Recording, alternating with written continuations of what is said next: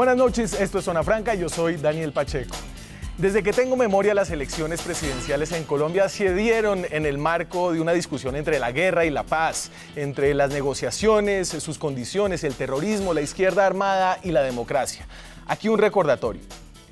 Siempre he hablado de la necesidad de no llevar a Colombia al polo del diálogo claudicante ni al otro extremo de la guerra arrasada, con suficiente fuerza pública, con decisión presidencial, con un presidente como primer soldado de la patria, con 1 millón de ciudadanos apoyando la fuerza pública transparentemente. Ese día empieza el final de la guerrilla, la desintegración de los paramilitares y la recuperación de los derechos humanos. Sin embargo, por primera vez en décadas, estas elecciones presidenciales se dan sin las FARC, la guerrilla más grande y poderosa, la que alguna vez amenazó realmente con tomarse el país. Por primera vez en décadas, las FARC no son determinantes en el debate electoral. Ni siquiera el cinematográfico caso de Jesús Santrich, un guerrillero medio ciego, pintor, poeta en huelga de hambre a punta de ser extraditado por narco. Ni siquiera esto ha sacudido el debate electoral tanto como, digamos, lo han hecho el fracking, los aguacates y el castrochavismo. Y esto habla de un espacio nuevo, de un espacio especialmente para la izquierda democrática tradicionalmente secuestrada por la izquierda armada. Y en efecto hay un nuevo espacio, creo yo, y de eso da fe la sorpresiva, la importante, la protagónica campaña de Gustavo Petro. Pero lo de Petro no es nuevo por Petro. Digamos que él ya había sido candidato en el año 2010 y muchas de sus propuestas fueron lanzadas en ese entonces. Es nuevo más bien por el momento del país, porque ahora sí parece haber un espacio para una versión competitiva de una candidatura de izquierda en Colombia, una candidatura que en efecto convoca a una porción del pueblo colombiano. ¡Viva Colombia Humana! Me llamo Gustavo Petro y quiero ser su presidente. Gracias. Pero la manera como ha sido recibida esa opción entre los ámbitos más poderosos de la sociedad, entre los expertos y los tecnócratas, entre los medios de comunicación, hoy genera nuevas preguntas acerca de cómo Colombia está reaccionando a esta nueva apertura de la democracia. ¿Por qué este proyecto de cambio es equiparado al miedo, al populismo, a la desconfianza y en su versión más tremendista como el fin de la democracia? ¿Por qué para todos, excepto para Petro, parece existir el beneficio de la duda? Esta discusión es interesante más allá de la candidatura de Gustavo Petro, que es hoy más la personificación de un momento que el motivo del debate de fondo. El debate de fondo, afortunadamente para el pluralismo de la política, parece que está acá para quedarse, y con él la existencia de una fuerza de izquierda con ambiciones reales de poder en Colombia. Aquí arranca Zona Franca.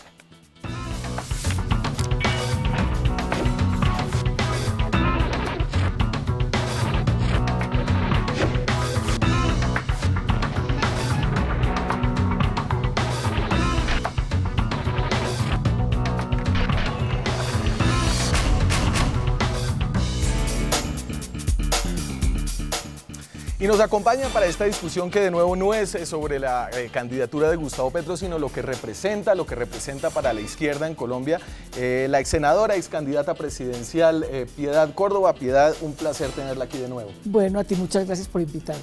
Muy valiente usted que en esta elección se apartó, pero seguimos esperando de pronto a quién le va a lanzar ese apoyo. No, yo creo que, como decía Winston Churchill, en el único espacio donde uno se suicida y uno es consciente de su suicidio es el suicidio en política, entonces yo no me quería suicidar. Y eso que usted se ha lanzado varias veces y siempre cae parada. Rodrigo Pombo es abogado, es analista político, es profesor, es columnista. ¿Y qué más? No, yo creo que ya es suficiente. Bueno, y felizmente casado para que me vea mi esposa.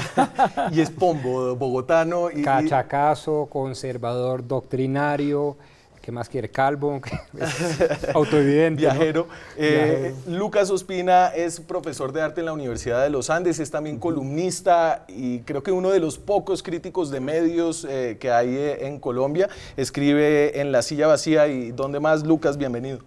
No, tuve algún tiempo una columna en Arcadia y en La Silla Vacía tengo un blog desde que se inició La Silla Vacía, sobre todo sobre la imagen y la relación de la imagen con el arte, con el poder. Una columna muy comentada esta semana, la del fin de semana pasado, que está titulada "Traicione a su clase, vote por Petro". Sí, lo parafraseo, no lo cito, porque... Sí, algo así, creo que ese es el título.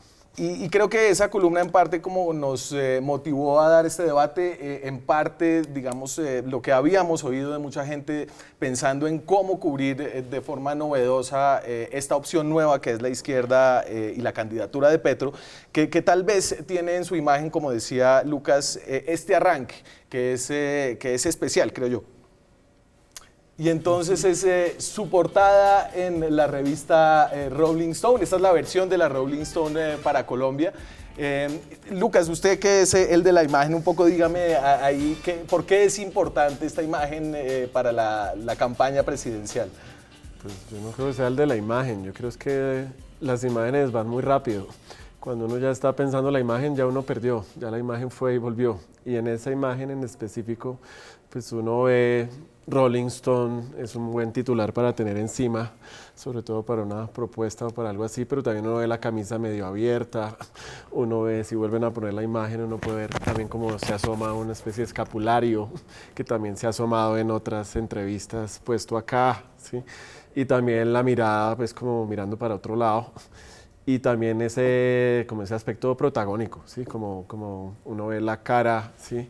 Uno ve, en este país las caras dicen cosas. Yo tengo un amigo que vive en otro país desde hace mucho tiempo y él siempre me dice, sigo viniendo acá y no veo que hayan cambiado las caras de los meseros, no veo que haya cambiado la cara de la empleada de servicio de mi casa, ¿sí? No veo que haya cambiado la cara del chofer de mi abuela, por supuesto estamos hablando de una clase social. Sí.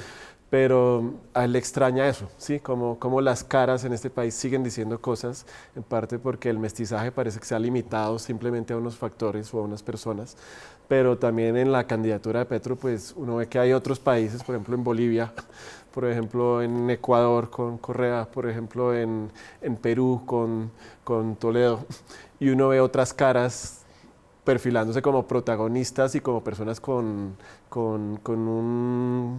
como cercanas a poder llegar a la presidencia. Sí. En cambio, en este momento, pues, la cara de Petro puesta ahí. Es una cara nueva. Es una cara nueva y les digo, también las caras, cuando uno las está pensando ya la cara fue y volvió. Y la cara dice cosas, así como cuando las personas miran a veces ciertos políticos caídos en desgracia y dicen, claro, es que tiene cara de corrupto, ¿sí? o es feo, o se metió a la política porque la política embellece, ¿sí? Pero también en este caso la cara está diciendo cosas, el tono de la piel, la pigmentación. Que está un poco más moreno de lo que es realmente Venía Petro. de San Andrés. Y Piedad, y aquí yo quiero como arrancar con usted. Yo planteo una hipótesis como en la entrada y es que está pasando algo nuevo, hay un espacio distinto y un espacio que está siendo copado por una cara distinta y quería saber si usted está de acuerdo un poco con esa propuesta de arranque. A ver, yo pienso que en Colombia está pasando algo muy interesante y es que ojalá esto perdure y que no sea el efecto electoral simple y llanamente, y es que en el país sí hay mucha indignación, más de lo que la gente se imagina. Yo realmente soy de las personas que me puedo apreciar de que conozco a Colombia completamente, que lo recorrí en la recolección de las firmas. Yo fui a departamentos donde la gente me decía, pero ¿para qué vas a ir allá si allá no hay votos? Que no se trata de los votos, se trata de la gente y se trata de saber qué está pensando la gente. Y yo creo que esta movilización social hacia lo electoral de muchos sectores que van mucho más allá de la izquierda. Yo creo que son movimientos alternativos, sí, pero también porque la gente ya no está en lo de la izquierda ni de la derecha, sino cómo se resuelven los problemas, la desesperanza que tiene la gente. Y de todas maneras, aunque Petro no es una figura nueva en la política, o sea, no es un cambio de imagen tampoco así radical, pues sí es la persona que se diferencia del establishment tradicional, que se diferencia de esa política tradicional y que de todas maneras, de alguna forma, él se ha venido normalizando. Es decir, la aparición en la revista, en la portada de los Rolling Stones, es una forma de normalizar, es una forma de decir, una persona que sí fue guerrillero, pero también es una persona que es colombiano y que tiene propuestas y que tiene intereses. La forma de mandar el mensaje con el Cristo, pues, o con la... Sí. cadena, pues es una forma de decir yo también pertenezco de pronto a la Iglesia Católica, es decir, son símbolos y son mensajes muy poderosos que normalizan. Hay sectores que le tienen miedo o hay sectores que no quisieran que ganara, pues obviamente que yo no puedo predecir cómo va a ser su gobierno si gana, pero sí puedo pensar que no va a ser lo mismo que los otros. Y entonces, digamos que veo de Piedad que hay una normalización, pero ¿usted cree que esa normalización ha sido tranquila? Es decir, Gustavo Petro hoy goza de las mismas garantías políticas que los otros candidatos, o usted cree, Rodrigo, que ha habido un choque al ser una nueva cara? No, de entrada, comulgo, no es Gustavo Petro y de lejos una nueva cara. Ha sido alcalde nada más ni nada menos que de Bogotá, que es el principal baluarte electoral de todo Colombia y el segundo cargo político en prestancia. Entonces no es una nueva cara. Claro, Ahora, es la primera vez que lo vemos con la cara presidencial, digamos. No, yo creo que él desde que era guerrillero, y así lo ha manifestado en infinidad de entrevistas, quería ser presidente y quería llegar al poder, y eso es más que legítimo. De hecho, tengo entendido que pasó de ser guerrillero a la sociedad civil precisamente para poder llegar a ser presidente, porque por la vía armada nunca iba a ser presidente. Sí. Entonces no me parece que sea de entrada, punto de partida, una nueva cara. Ahora, que se esté formulando estéticamente una cara nueva con un discurso nuevo, habría que analizarlo a profundidad. Yo creo que tampoco. Yo creo que uno de las grandes fortalezas del doctor Petro y de su equipo y de la socialdemocracia colombiana, porque a mí no me gusta el maniqueísmo izquierda-derecha, como dice Norberto Bobbio, es antitécnico e induce a error. Yo sí creo que esa socialdemocracia lo que está mostrando es precisamente una fortaleza de base, con un discurso por un lado reivindicativo, por otro lado de indignación, por otro lado de antisistema, lo que ellos saben hacer, ¿sí? A nosotros lo que nos corresponde es decir, estamos indignados con el gobierno Santos que acabó y destrozó este país, no queremos seguir con esto, pero no queremos el socialismo del siglo XXI y tenemos otra forma de pensar, muy por el lado de la economía social de mercado, muy por el lado de los gremios y la clase media pujante, muy por el lado de proteger lo que debemos proteger y liberalizar lo que debemos liberalizar. Entonces, en ese sentido, yo creo que, como decía hace 15 días en la revista The Economist, Mario Vargas Llosa, el premio Nobel de Literatura, decía, la democracia en últimas debe ser llenada por las ideas políticas, ¿no?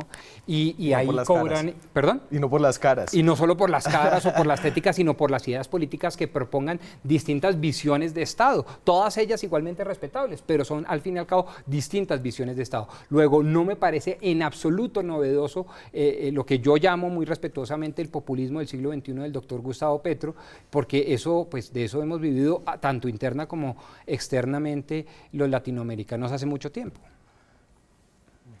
Usted ahí, porque... Es decir, decimos, lo estamos normalizando, pero al mismo tiempo usted, digamos que lo estereotipa, lo pone en un marco del populismo del siglo XXI. Le pongo un poco, lo tengo aquí con Juan Carlos Pinzón.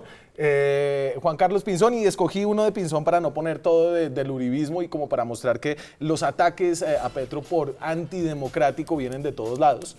Esto lo puso el hoy fórmula vicepresidencial de Germán Vargas Lleras. La empresa colombiana, la que genera empleo, tributa, es el motor del desarrollo del país, debe protegerse y estimularse. Muy peligrosa la idea de Petro de pedir que le vendan en Cauca. Este populismo atenta contra el país, sobre todo contra los más pobres. El espejo es Venezuela. Y este es un discurso reiterado. Y Lucas, y no sé si usted, digamos en su columna, usted dice que es un discurso reiterado y que es un discurso injusto. Más lo digo es porque precisamente en la CIA había salido una entrevista a Luciana Cadaña, que es una persona ex profesora de filosofía de la Universidad Javeriana, y ella precisamente había cogido el término populismo y le había puesto 3 acepciones diferentes, en vez de volverlo como monolítico. Sí. Y una de esas acepciones, que era la teórica, que puede sonar una cosa muy intelectual, pero también mostraba cómo de esa manera también es una opción precisamente para abrir canales democráticos. Es decir, no es solamente un término derogativo o negativo, sino que también en unas sociedades como estas, con tanta desigualdad, también puede tener una acepción diferente al uso que se le da. Lo que digo es que es muy fácil hacer discusiones en torno a términos, ¿sí? Por ejemplo, la traducción viral de populismo es castrochavismo, esa es la traducción viral. pero también me impresiona mucho por qué el espejo se pone con Venezuela y, por ejemplo, por qué no se pone con Ecuador. ¿Por qué nadie dice, es que nos vamos a volver como Ecuador? ¿Por qué se dicen, nos vamos a volver como Venezuela, pero nos vamos a volver como... O por qué nadie pone la ecuación militar, ¿sí? Venezuela, hasta donde yo lo veo en muchos casos, es una mafia militar que se ha tomado el poder, en muchos aspectos, no en todos, pero en muchos aspectos, propiciada en parte por el ascendente militar que tuvo Hugo Chávez, ¿sí? Pero a lo que voy es que nadie hace como esas valoraciones, simplemente hacemos una discusión de términos, y por eso es tan importante la discusión sobre la imagen, porque la imagen a veces dice cosas que no están puestas en las palabras, o la imagen no concuerda. Por ejemplo, la semana pasada, yo no creo que yo sea un especialista ni nada, aquí Pilar Corval lo acaba de decir, ella conoce mucho mejor el país que yo, usted conoce seguro mucho mejor una cantidad de teoría y análisis político, yo solo soy un lector de prensa, ¿sí? Pero por ejemplo la semana pasada me dediqué, mientras hacía unos dibujos para una exposición, a oír las entrevistas, las de hora 20, a los candidatos, es decir, a oírlas sin estarlas viendo, mientras estaba dibujando y estaba haciendo otras cosas, y realmente de las pocas entrevistas que repetidamente me hizo pensar cosas diferentes, hacer relaciones con diferentes, fueron las que le hicieron a Gustavo Petro. Las otras muchas me parecían como una sarta de lugares comunes o que traían una carga tal vez muy interesante, por ejemplo, en términos de pasado, como el caso de Humberto de la Calle o como el caso de Sergio Fajardo con lo que pudo haber hecho en términos educativos en Antioquia o en Medellín como alcalde, pero ninguna me hacía pensar en un presente. La única que realmente me hacía pensar cosas diferentes y me mostraba que había relaciones diferentes era esta. Y usted que ha tenido una experiencia larga en la política, una experiencia no solamente como una política de izquierda, sino como una política que tiene una cara distinta a la de los políticos normales en Colombia, ¿encuentra alguna identidad con esta idea de que a uno lo encasillan y con unos términos le ahogan un poco el espacio político? No, es que yo puedo ser casi que un ícono en eso. Usted es un ícono en eso, Piedad. Pues es que no todo el mundo se arriesgó a abrazar a Iván Márquez y a Maduro por allá en Miraflores cuando... No, y lo volvería a hacer por una razón muy sencilla, es que yo creo en la condición de humanidad del otro o de la otra. Y yo pienso que la tarea de haber logrado liberar 40 personas que estaban en poder de las FARC no se hacía a sablazos y nadie lo quería hacer. O sea, todo el mundo echaba discursos, se movilizaba, pero no lo hacía. Y el solo hecho de haber logrado, o sea, de tratarlos como un interlocutor válido, de buscar que fuera un actor o actora política, pues a mí me encasilló en las FARC. Yo nunca estuve en las FARC. Pues no solo eso, y se volvió la amante de Hugo Chávez. De Chávez, de Evo, de Correa, bueno, de todo el que fuera una ha tenido gran éxito, por lo menos con los hombres. Una mujer muy activa sexualmente, por lo que veo. O sea, todas las famosas se quedaron bobas al pie mío. Mira, yo le voy a decir una cosa que me parece importante, sí. Primero que todo porque aquí hay crimen de odio, hay descaracterización de la personalidad, de lo que la figura política pueda en un momento determinado hacer. Yo fui una de las mejores senadoras, y me aprecio decirlo, porque fui una persona que me dediqué al Congreso de la República a hacer las tareas, pero jamás me imaginé que el haberme puesto como presidente de la Comisión de Derechos Humanos, a salirme del lugar común, de que movilicémonos, de que hagamos un discurso, que firmemos una carta, de ir a buscar, porque yo estuve secuestrada. Y no estuve secuestrada precisamente por dos bobos, estuve secuestrada por Castaño, en poder de Castaño y delante de Castaño. Y yo sé lo que se vive, y tuve una hija desaparecida casi 5 años. Entonces yo sí sé lo que se siente en una situación de esas, donde todo el mundo hacía grandes eventos para presentar a los familiares de los secuestrados o secuestradas o retenidos, pero de ahí no pasaba, de ahí no se pasaba. Y entonces para mí fue un costo supremamente alto. Digamos, eso se dio en el contexto de una confrontación armada, sí. ¿no? Digamos que hacía mucho más fácil el encasillamiento. ¿Usted cree que en este post-acuerdo la cosa ha mutado para volverse algo distinto ahora aplicado, por ejemplo, a Gustavo Petro como castrochavista, populista, fuente de miedo? No, yo no creo que haya mutado tanto, porque es que aquí hay unos poderes fácticos muy fuertes que son irreales, que son los medios de comunicación, que te encasillan y no te dejan salir de ahí. Que por ejemplo el día que detuvieron a Santrich, yo estuve con Santrich obviamente en La Habana, y con ellos fue que yo logré los acuerdos para la liberación. En lugar de mostrar a Santrich, me mostraron a mí con Santrich. O sea, ¿qué tenía yo que ver ahí? ¿Qué pretendía RCN cuando hacía exclusivamente esto? Pero déjeme decirle una cosa, porque el doctor Pombo dijo algo que me pone a bailar la lengua, y es que Yo soy una mujer y lo puedo expresar porque en la campaña yo aposté muchísimo al tema de la reindustrialización del país, de la generación de riqueza del país, pero quien realmente funde la economía del país, acaba con la industria del país, fue el expresidente Gaviria, que fue el que aprobó la apertura económica, así de sencillo, y que le abrió las puertas sin límite a todo lo que significaba precisamente esas empresas. Yo fui opositora del Tratado de Libre Comercio, porque creía que no era bueno para el país y muchos empresarios se han quebrado. Aquí se ha fortalecido fuertemente el sector financiero y que yo diga reindustrialización del país, que crea en los empresarios, que creo que hay que generar empleo y se genera empleo si la economía se reactiva. Y veo que renunció a la candidatura, pero sigue en campaña. Ah, no, pero es que me gusta. No, es que no me gusta.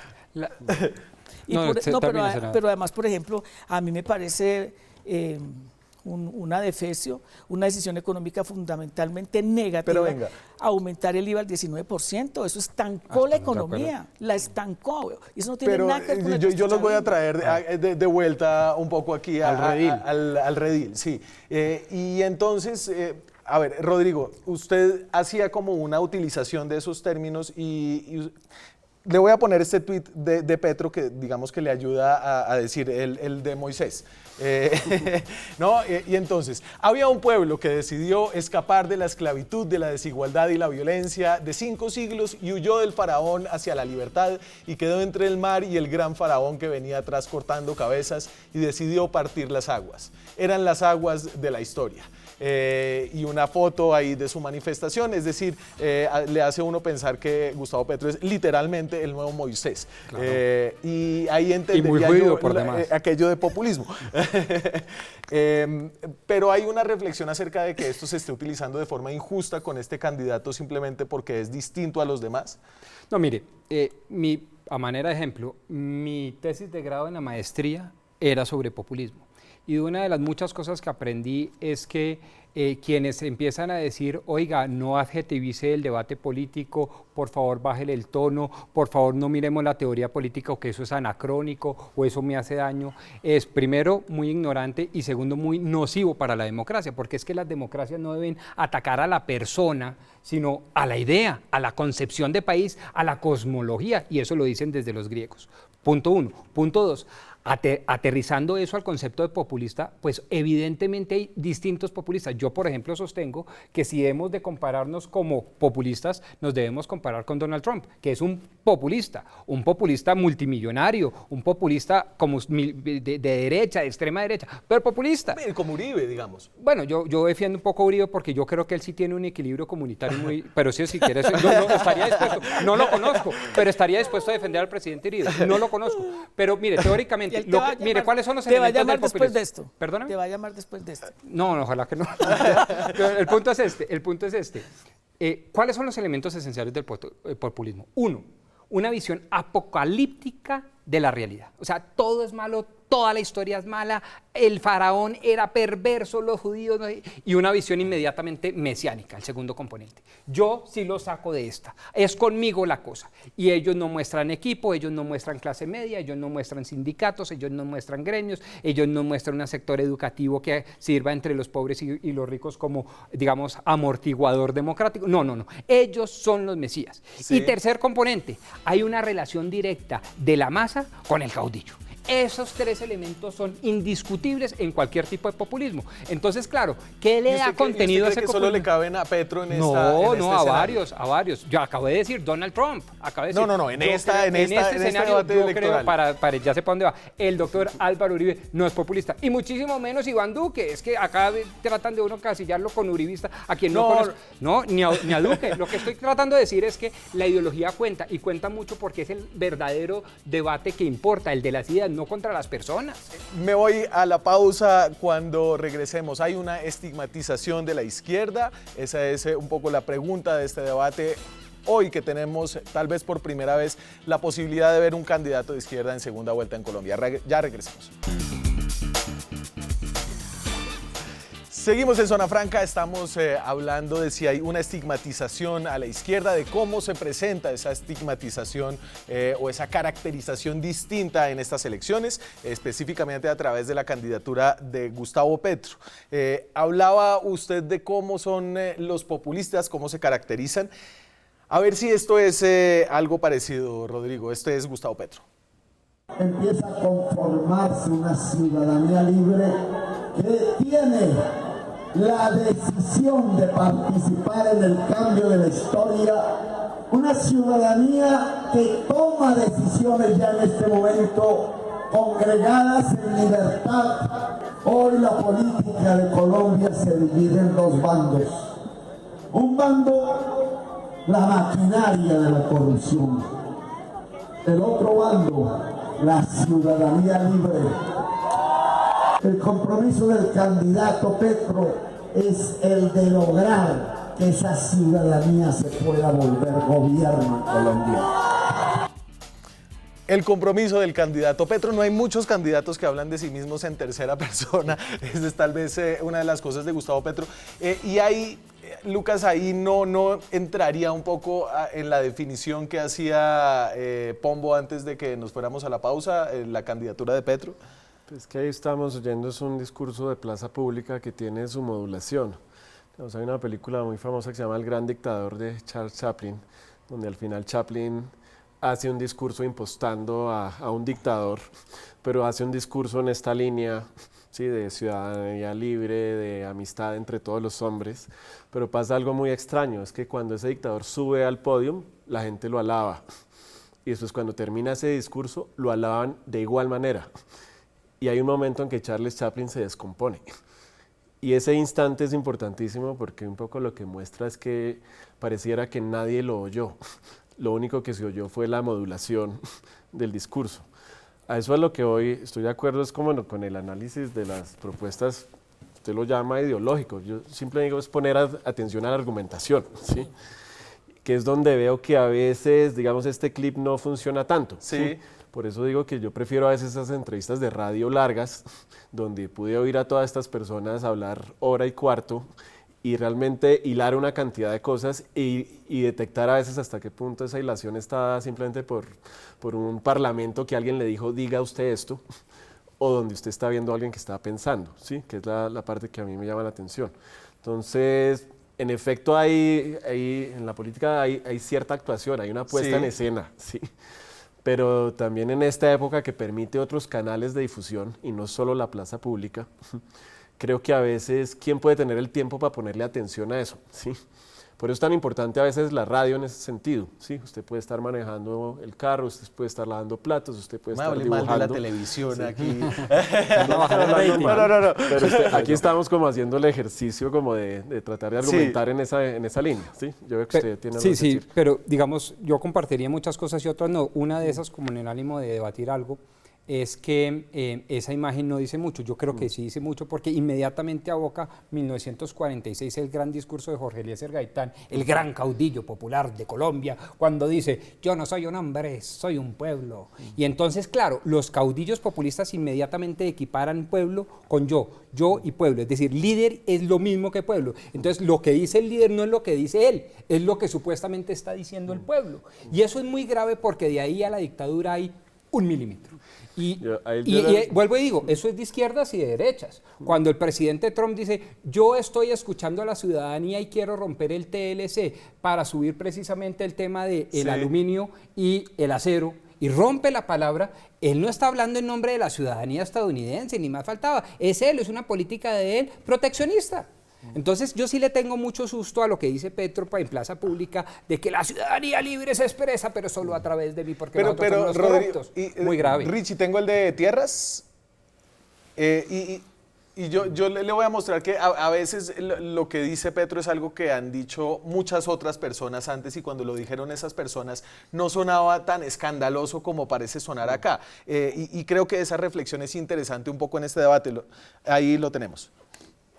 Hay una especulación en materia de tierras y una improductividad en materia de tierras que con un impuesto, y obviamente esto tiene que ser un debate nacional que apenas empieza, lleva a que la gente vuelva a las tierras productivas,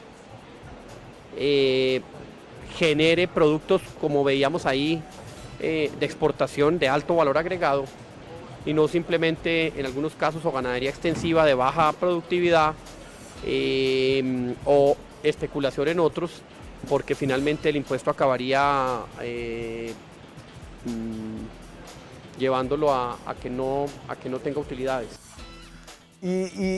A ver, y eso, Piedad, es muy parecido a lo que está proponiendo Petro cuando habla de tierras y cuando escandaliza un poco a todo el mundo con el rollo de las expropiaciones. Él tal vez es un poco provocador con el tema, pero la propuesta de fondo, las ideas de las que hablábamos aquí con el doctor Pombo, parecen ser no tan novedosas, no tan escandalosas, sino quien las dice.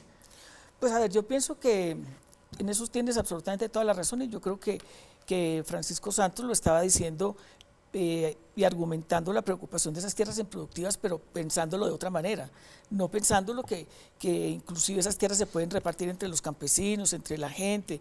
El problema del Cauca es un problema muy severo porque entre otras han habido parlamentarios que han planteado al país dividir el departamento del Cauca, que a este lado queden los indígenas y ellos los blancos y los poderosos queden a otro lado, pero en el fondo es un tema de distribución de la riqueza, de distribución de la tierra, pero si lo plantea Pacho Santos, que no está planteando que es que va a expropiar a los empresarios. Ni tampoco lo hizo Petro. Sí, no, y el concepto es, termine senador y ahora explico la posición, que son distintísimas. Sí, exactamente, yo creo que son distintísimas las dos posiciones, no creo que tengan el mismo objetivo final, la misma meta, lo que plantea Pacho Santos que lo que está planteando Gustavo Petro, pero realmente como hay una carga detrás, una carga emocional, una carga de señalamiento también, es decir, si Petro lo plantea, y no lo estoy defendiendo porque sí, realmente no usted no se le ven muchas ganas de defender a Petro. No, simplemente trato de ser objetivo, o sea, y también de decir que aquí hay una prevención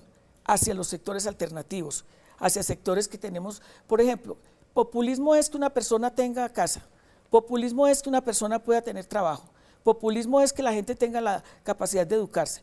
Populismo es decir que hay que acabar con las EPS, no, son realidades concretas y directas del sentir de la gente. Si el candidato a la vicepresidencia Pinzón plantea que hay que hacer un revolcón en la salud, la gente lo mira y dice sí, tiene razón, pero si lo plantea Piedad Córdoba, para no hablar de nadie más, no, claro, va para el castrochavismo, van a acabar con la salud. O sea, esas son ideas preconcebidas, mejor dicho, lo que dice la COF son preconceptos. Son ideas que se instalan y que de ahí no dejan salir a la gente y que de alguna manera pues tratan de impedir que la gente pueda argumentar, escuchar el argumento y de fondo tomar una decisión que le permita eso.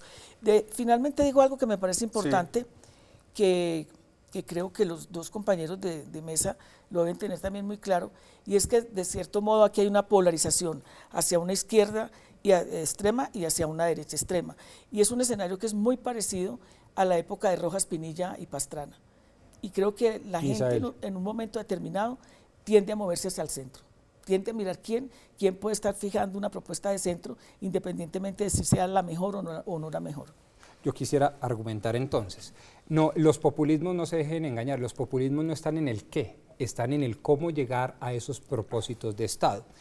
Y para poner su ejemplo, lo que ha hecho el candidato Gustavo Petro es expropiación, ora por vía administrativa, ora por vía judicial, que siempre requiere, porque así lo dice la ley colombiana, la declaratoria de interés general. ¿Quién da esa declaratoria? El gobierno. Y dice, para mí el interés general es expropiar esta y esta finca, que curiosamente siempre es de Ardila Lule, dueños de RCN.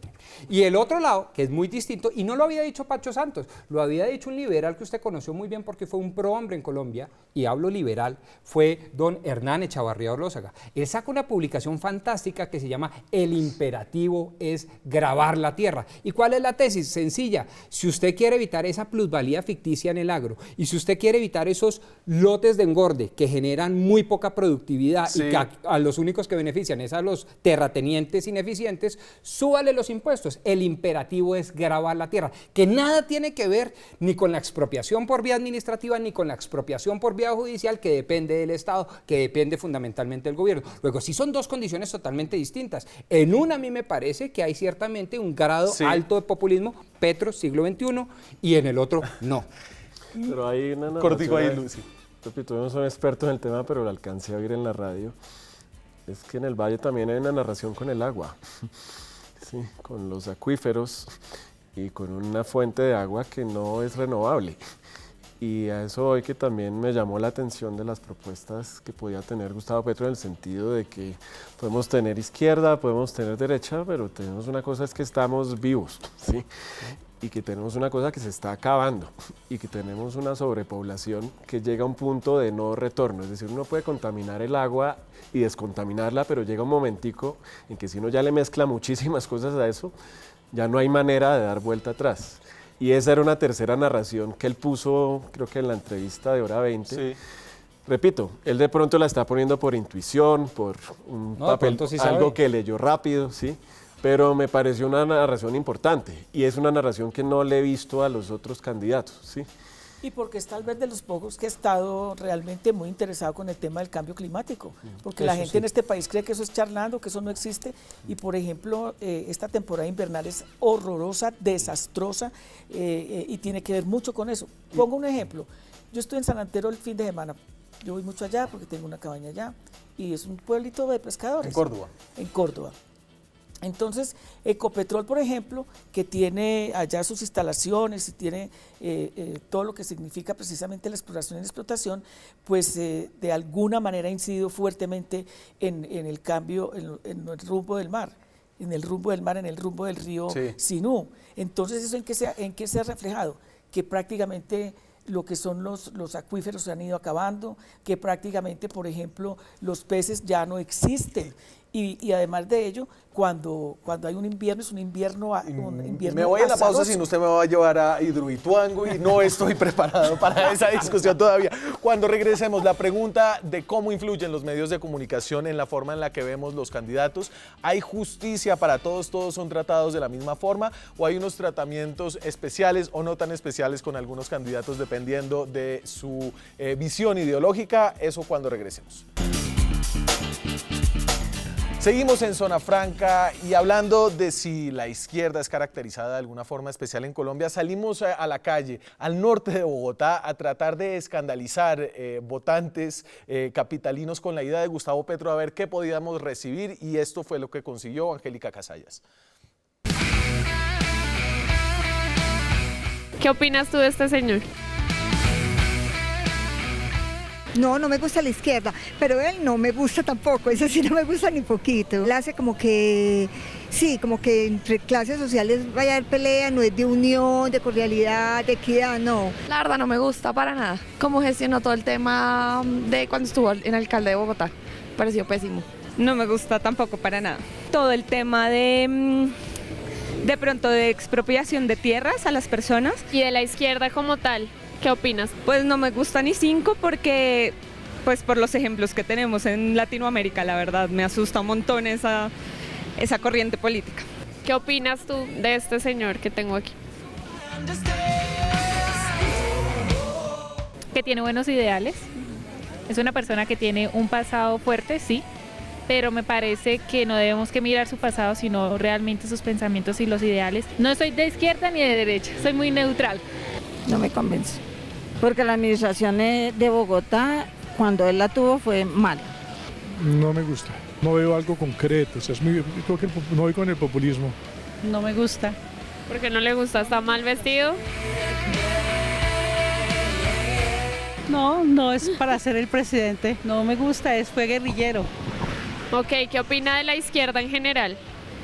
Pues hay cosas buenas, pero también a nosotros como país se nos olvida lo que ellos hicieron. ¿Qué hicieron? Todo lo que ha hecho la guerrilla. Pero no toda la política de izquierda es de la guerrilla. Bueno, sí, igual, no me gusta. Ay, no, puede que tenga mucha labia, sí, pero él como administrador no para nada que ver con la izquierda. Hay muchos gustos, Lucas, usted es el hombre de los gustos, de la estética que coge ahí. Pues cuando uno busca en el diccionario la definición de gusto, el diccionario da como 13 definiciones diferentes, es decir, dos personas pueden decir que algo les gusta o no les gusta, pero no necesariamente están coincidiendo en lo mismo. Hay unas emotivas, hay unas del gusto adquirido, hay un gusto cultural, hay un gusto físico, ¿sí? Sí. Veo es que en las entrevistas que hicieron, sí, a pesar de ser hecho en el norte, sí escogieron una gama de personas variadas, ¿sí? Digo, no solo está pues como la persona que va a comprar ahí al centro andino, sino que puede estar el empleado, el administrador de un lugar. Lo que veo es que ¿quién tiene tiempo para pensar las cosas? ¿Sí? Todos vivimos muy ocupados. Entonces la manera de solucionar esto al parecer es una impresión inicial asociada a un término, y si ese término está muy repetido, bien sea en estos debates intelectuales o bien sea en un titular, pues empieza a quedar asociado ese término con eso, en parte porque así aprendimos a leer, ¿sí? Cuando vamos a aprender inglés nos muestran una imagen de un perro y abajo dice dog, ¿sí? Tal vez lo importante es, digamos, hay una obra de un surrealista que se llama Magritte donde puso una pipa y al lado dice esto no es una pipa. Tal vez el éxito de esa obra es simplemente ponernos a dudar de esa relación, de la seguridad que nos da esa relación aprendida desde el diccionario. Entonces yo veo es que a veces cuando uno lo van a entrevistar de sopetón uno quiere dar una respuesta inteligente y uno rápidamente va a decir lo que se le viene a la cabeza. Pero a veces con una palabra que ni siquiera viene de uno, viene de algo que uno oyó y es de fácil pronunciación o lo hace uno lucir inteligente. Por eso digo que algunas personas pueden decir populista, que es como la versión más intelectual, y otras personas pueden decir castrochavista, que es la versión más... O unas personas pueden decir izquierda y otras personas pueden decir guerrilla. Y esta idea de que nos pone a pelear entre clases, Rodrigo... viene de donde, es decir, en Colombia es de los países más clasistas que yo conozco. Lo que a uno le parece distinto cuando sale de Colombia a otros lados es el tema de la clase. A mí me ha pasado, digamos que encuentro que aquí hay una distinción mucho más dura de clases y no es algo que se discuta, más bien cuando se discute de forma peyorativa. Sí, a ver, punto uno, yo ahora estuve, gracias a Dios y a la fortuna de la vida, recorriendo el mundo, más de 5 continentes, más de 50 países, en fin, un año, usted bien lo sabe. Y quiero decirle que no, que Colombia no es el país más clasista, ni el más desigual, ni lejos. De hecho, hay países mucho más pobres como Myanmar, como Camboya, que son mucho más desiguales, y hay países más ricos que también son mucho más desiguales. Luego, la relación ahí, digamos, no cabe ni siquiera manera de analogía, punto uno. Punto dos, no es regaño fresco, simplemente es análisis. Sí. Y dos, si uno hace el discurso de las ideas políticas, yo, por ejemplo, que comulgo con la doctrina conservadora, encuentro en Marx un tipo fantástico. Pero cuando irrumpe el marxismo-leninismo con una obra que se las tengo que recomendar, que es ¿Qué hacer?, de Vladimir Ilich Lenin, uno dice, y ya entiendo el odio de clases. No solo hay un altísimo resentimiento en la vida espiritual de estos señores, sino que ese resentimiento lo volcan precisamente en la lucha que ellos llaman la lucha de clases, que ciertamente toma de Marx en el manifiesto de 1848 cosas así, pero es de Lenin. Y ahí se empezó a degenerar la idea del marxismo. ¿Pide usted ahí algo del tema de clase?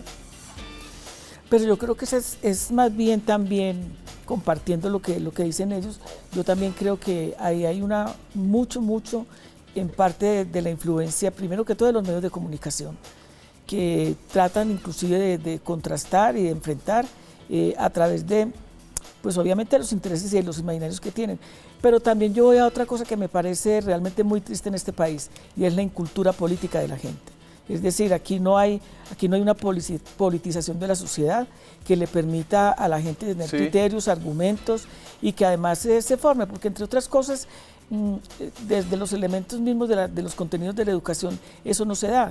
Y si uno se pone a ver, la política le interesa realmente a los que están en los partidos, en los movimientos. Yo le quiero contar, Rodrigo, mi papá era absolutamente conservador.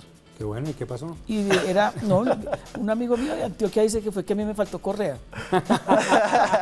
Usted habla de los medios de comunicación. Me tengo que ir a la pausa para que hablemos de este tema de los medios. Los dejo con esta pregunta y con esta foto. Esta la tomo de la columna de Lucas, Periodismo y Élites. Hay una forma en la que los periodistas, y si quieres tráeme la imagen, pertenecen a una cierta élite, y ahí ustedes pueden ver a Néstor Morales con Germán Vargas Lleras, a Darcy Quinn con Germán Vargas Lleras también, a Julio Sánchez Cristo con el fiscal Néstor Humberto Martínez, Diana Calderón, que es la pareja de Rafael Pardo, y Pombo, el director del Tiempo, Roberto Pombo, con Luis Carlos Sarmiento. Periodismo y elitismo, hay una forma en la que los periodistas vemos distintos a los candidatos. Regresamos con eso. Seguimos en Zona Franca. Hay una forma en la que los periodistas miramos de forma distinta a los candidatos. Hay elitismo, hay clasismo dentro del periodismo. Y les dejo este fragmento de hora 20 de la entrevista de A Fondo, que también estuvo ahí con Red Más Noticias, a Gustavo Petro, en la que él se queja un poco de esto. Pero también queremos descubrir un poco de su personalidad, de por qué un hombre de izquierda usa Ferragamo, pero amenaza con expropiar las tierras en el Valle del Cauca. No sabía que los hombres de izquierda tenían que usar ¿qué? Alpargatas. No sé, eso es lo que quiero que usted me cuente para poder entender ese Gustavo Petro, ¿quién es? A mí en todo caso me encantan los Ferragamo. Y los diamantes. También, ahí le veo unos ahí.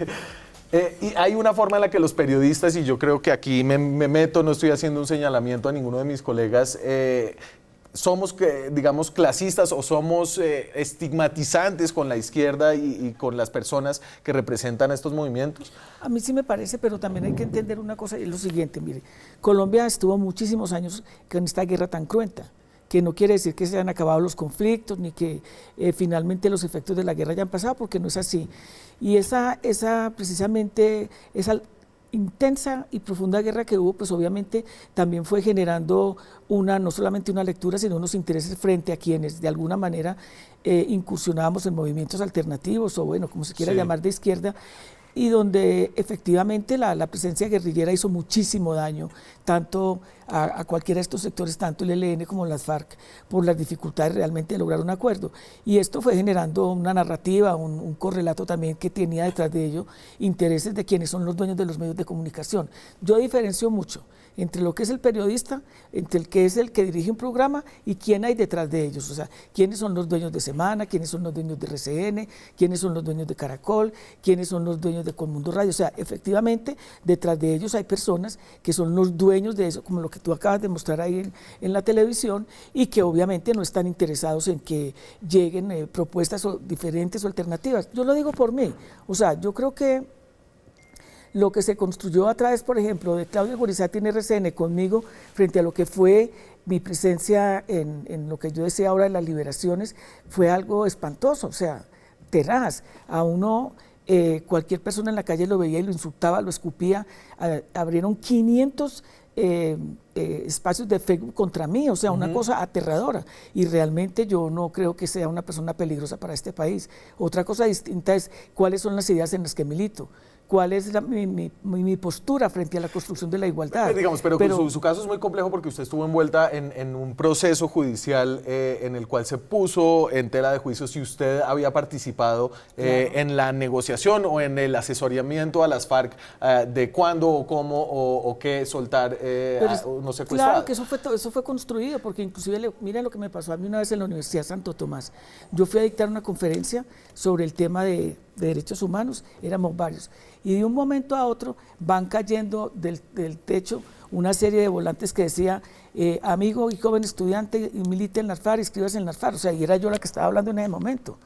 Una cosa aterradora, o sea, eso no es fortuito, eso fue toda una construcción mediática para deconstruir un escenario político, ideológico que era el mío. Y yo no soy una persona de extrema izquierda, yo no soy una persona que creo o que milite activamente, yo nunca, jamás en mi vida he estado en la guerrilla, lo que hice fue luchar para que se pudiera llegar a una salida política y negociada del conflicto, y que el requisito exigido tanto por Uribe como por el mismo Santos era que entregaran las personas que estaban en poder de las FARC y del ELN también. Lucas, usted ahí es prolijo en su columna, digamos, sobre el tema de medios y de cómo el periodismo está predeterminado en ciertas formas hacia la izquierda o hacia lo que Piedad llama una candidatura alternativa.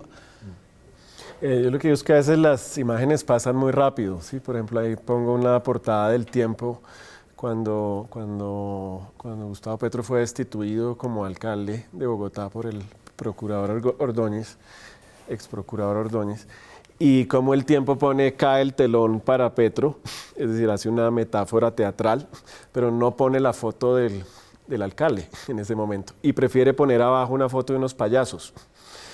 De manera que la asociación implícita es cae el telón, payasos, Petro, ¿sí?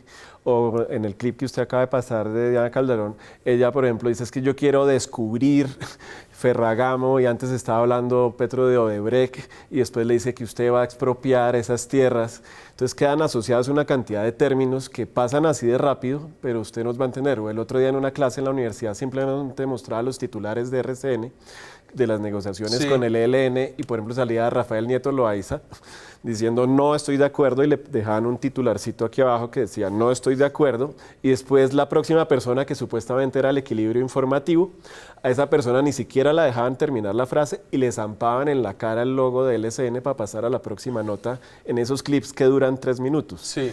Entonces, a lo que hoy es que ni siquiera, no es un problema ni siquiera de equilibrio informativo, es de cómo está editada la información. Y eso se hace rapidísimo, eso usted es como una propaganda, pero y Lucas, ni siquiera eso no se edita subliminal. fortuitamente. Sí. No, exacto. Tienen una agenda. No, cuando uno lo ve detenidamente, pero son medios para no revisar lentamente. Cierre 30 segundos, Rodrigo. Pues yo creo sobre este último punto que está muy revaluado y mandado a recoger el hecho de la objetividad y ecuanimidad del periodista y de los medios como tal, pero sí se les debe exigir siempre sinceridad. De entrada, cantar cuál es su intención de voto, cuál es su ideología y eso. Y dos, muy importante que me parece fundamental, una cosa es un periódico escrito que no está utilizando espectro que es de todos los colombianos. Entonces usted diga ahí lo que quiere. Entonces Blado dice lo que quiere en un pasquín y El Tiempo dice otra cosa. Y otra cosa son radio y televisión que utilizan espectro que es de todos. Muchas gracias a todos ustedes. Fue un debate interesante acerca de lo que todavía se viene como nuevos espacios en la política colombiana. Me voy. Muchas gracias a ustedes. Nos vemos mañana con más periodismo, con más debate, con más opinión. Chao.